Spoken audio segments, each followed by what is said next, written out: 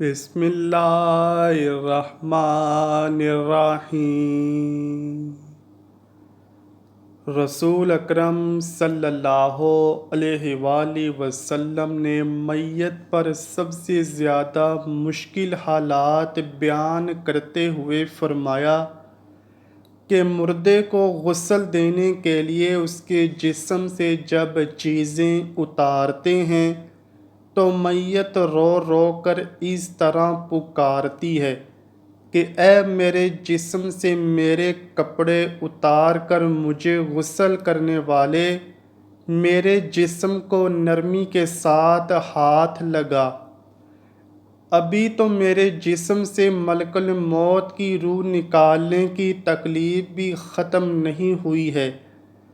پھر جب اس مردے کے جسم سے کپڑے اتار کر غسل دینے والے تختے پر لٹایا جاتا ہے تو روح خدا کے واسطے دے کر چلاتی ہوئی کہتی ہے، اے میرے جسم کو پاک صاف کرنے والے، تجھے تیرے پیدا کرنے والے کا واسطہ مجھے سخت ہاتھوں سے نہ نہلا، مجھے تو پہلے ہی موت کے فرشتے نے بہت تکلیف دے کر میری جان نکالی ہے۔ جب غسل دینے کے بعد اس کو کفن ڈالتے ہیں اور پاؤں کی طرف سے کفن کو بند کر دیا جاتا ہے تو میت چلاتے ہوئے کہتی ہے، میرے چہرے کی طرف سے کفن کو ابھی نہ ڈھانپنا، کیونکہ میرے خاندان والے اور عزیز و اقارب مجھے آخری دفعہ جی بھر کر دیکھ لیں، کیونکہ آج کے بعد وہ مجھے قیامت کے دن ہی دیکھ سکیں گے۔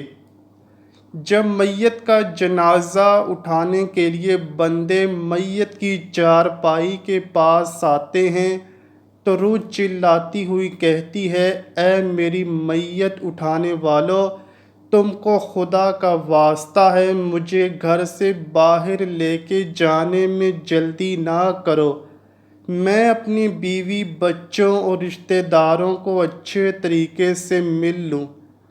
جب اس میت کا جنازہ دروازے سے باہر لے کر جا رہے ہوتے ہیں تو میت کہتی ہے، آج میں اپنے بچوں کو یتیم اور بیوی کو بیوہ کر کے جا رہا ہوں، آپ کو اللہ کا واسطہ ہے کہ ان کو کبھی تنگ نہ کرنا، ان کے ساتھ ہمیشہ نرمی سے پیش آنا، میں اب کبھی ان کے سامنے نہیں آؤں گا اور نہ ہی قیامت تک کسی کی شکل دیکھ سکوں گا۔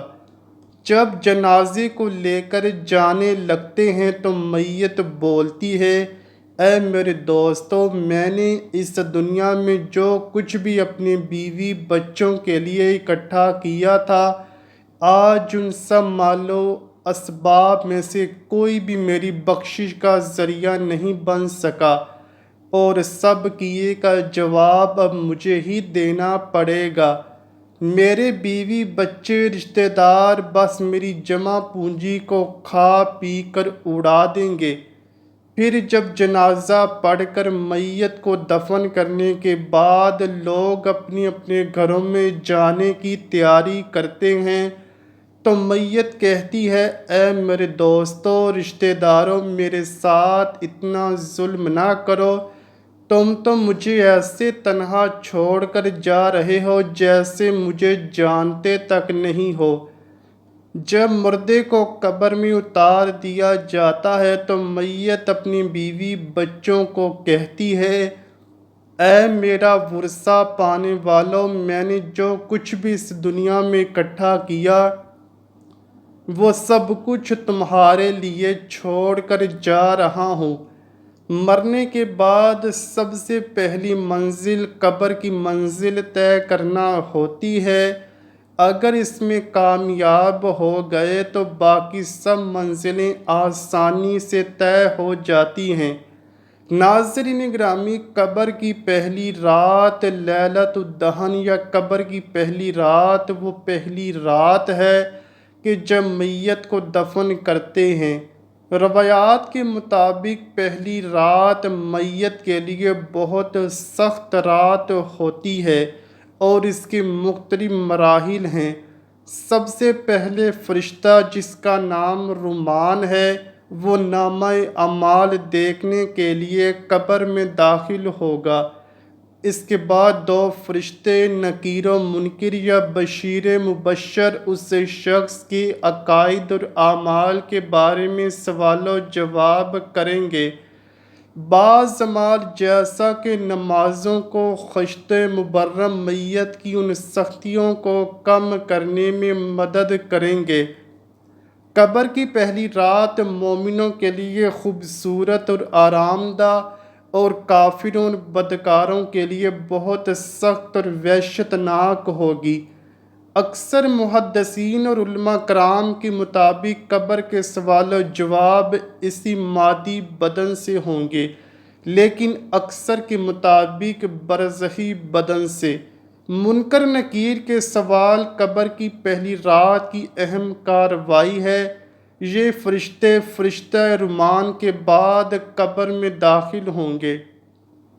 ایک میت کے دائیں طرف اور دوسرا میت کے بائیں طرف کھڑا ہوگا اور اس سے سوال پوچھیں گے۔ اگر شخص کافر یا گنہگار ہوگا تو یہ فرشتے وحشت ناک چہروں کے ساتھ ان کے سامنے آئیں گے اور اس پر عذاب کریں گے۔ اس کی قبر آگ سے بھر جائے گی۔ تب ان دونوں فرشتوں کو نکیر و منکر کہا جائے گا۔ اگر شخص مومن ہوگا اور اللہ کے نبیوں کی پیروی کرنے والا ہوگا تو سوالوں کے جواب صحیح دے گا اور وہ دونوں فرشتے خوبصورت چہرے کے ساتھ بہشت کی خوشخبری دیں گے اور اس کی قبر کو انعامات الہی سے بھر دیں گے۔ اس صورت میں ان دونوں فرشتوں کے نام بشیر و مبشر ہوں گے۔ اللہ پاک سے دعا ہے کہ اللہ پاک ہم کو نیک اعمال کرنے اور آخرت کی تیاری کرنے کی توفیق عطا فرمائے، اور ہم سب کو اپنے پیارے حبیب صلی اللہ علیہ وآلہ وسلم اور ان کی آل پاک سے سچی اور پکی محبت کرنے کی توفیق عطا فرمائے۔ آمین یا رب العالمین۔ امید کرتا ہوں کہ آپ کو ویڈیو ضرور پسند آئی ہوگی۔ اگر ویڈیو پسند آئی ہے تو ویڈیو کو لائک کیجیے، شیئر کیجیے اور چینل کو لازمی سبسکرائب کیجیے۔ کمنٹ سیکشن میں اپنی رائے کا اظہار بھی ضرور کیجیے گا۔ ملتے ہیں اگلی ویڈیو میں، تب تک کے لیے اللہ حافظ۔